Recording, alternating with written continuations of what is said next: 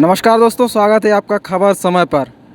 हम आज पहुंचे हैं खजुराहो और खजुराहो में एयरपोर्ट पे हमने देखा कि समाजवादी पार्टियों की गाड़ियां लगातार लाइन से एयरपोर्ट पे खड़ी हुई हैं और हमें समाजवादी पार्टी के प्रदेश महासचिव हमारे साथ मौजूद हैं। हम इनसे जानेंगे कि आज इतना बड़ा काफिला, समाजवादी पार्टी का काफिला आज किस वजह से पहुँचा है एयरपोर्ट पर और क्या वजह है। तो सबसे पहले आपका बहुत बहुत स्वागत है हमारे चैनल में। आपका शुभ नाम?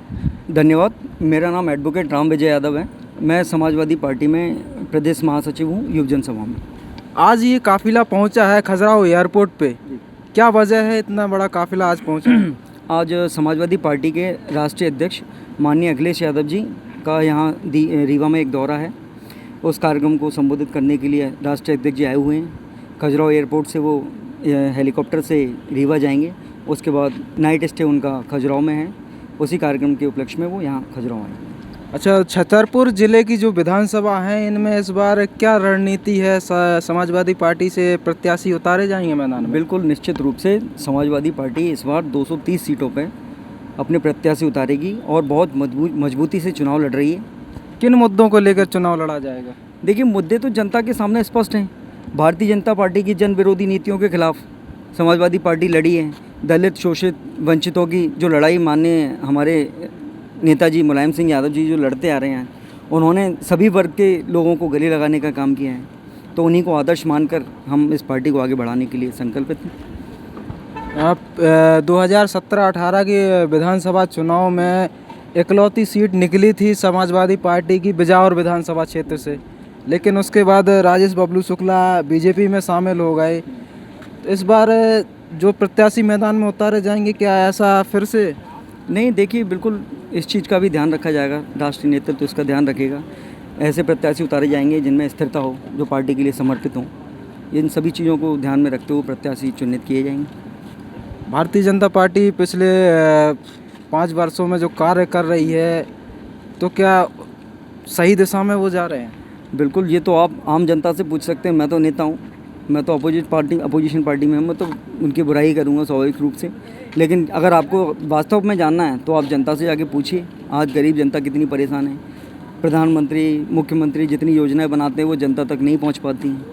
यही इनका सबसे बड़ा हारने का कारण रहेगा। लाडली बहना योजना जो अभी हाल ही में लॉन्च की गई है चुनाव आते ही, क्या ये पहले भी इस तरह का कर सकते थे? देखिए, मैं बता दूं आपको, ये लाडली बहना योजना हो, चाहे सिलेंडर हो, चाहे कुछ भी हो, ये छोटी छोटी जो योजनाएं जो चुनाव के टाइम पे जो रेवड़ियाँ बांटी जाती हैं ना, ये सिर्फ एक चुनावी स्टंट है और कुछ नहीं है। चुनाव के टाइम पे जनता को खुश करने के लिए ये एक प्रोपेगेंडा तैयार किया जाता है, जनता को अपनी तरफ लुभाने के लिए।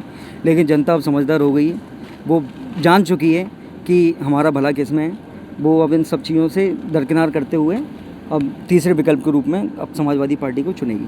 और ये देखिए, रीवा में किस तरह की रणनीति आज बनाई जाएगी, क्या प्रोग्राम है रीवा में? देखिए, रीवा में ही नहीं, संपूर्ण मध्य प्रदेश में राष्ट्रीय अध्यक्ष जी के संपूर्ण मध्य प्रदेश में दौरे रहेंगे जब तक चुनाव हैं। पूरे मध्य प्रदेश में उनके दौरे हैं और जहाँ जहाँ मजबूत प्रत्याशी हैं वहाँ राष्ट्रीय अध्यक्ष जी के दौरे रहेंगे। पार्टी मजबूत कैंडिडेटों के साथ चुनाव लड़ेगी। तो हमारे साथ प्रदेश महासचिव इस वक्त समाजवादी पार्टी के, और उन्होंने बताया किस तरह की रणनीति इस बार विधानसभा चुनाव में है। 230 सीटों में पूरे तरीके से अपने प्रत्याशी उतारने हैं और पूरे दमखम के साथ प्रत्याशी उतारे जाएंगे। जो जनता की बातें हैं, मुद्दे हैं, उन पे भी खरा उतरने की बात कही है।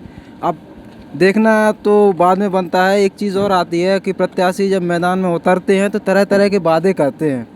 जो भी पार्टी है, मैं किसी पार्टी का नाम नहीं लेता, हर पार्टी में यही होता है कि तरह तरह के वादे किए जाते हैं, लेकिन चुनाव जीतने के बाद चेहरा दिखाई ही नहीं देता, गुमसा हो जाता है।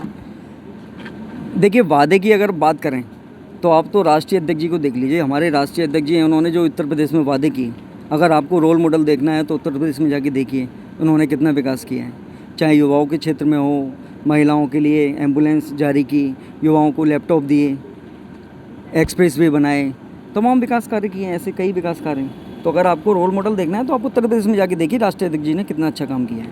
बस उन्हीं सारे कामों को लेकर हम मध्य प्रदेश में भी शुरुआत कर रहे हैं। यदि जनता इस बार अवसर देती है तो निश्चित रूप से आप देखिए मध्य प्रदेश का एक अलग ही चेहरा होगा। तो ये हमारे साथ प्रदेश महासचिव, और आगे भी हम लोगों से मुलाकात कराते रहेंगे, पार्टी के नेताओं से मुलाकात कराते रहेंगे। फिलहाल इतना ही। देखते रहिए खबर समय पर। धन्यवाद।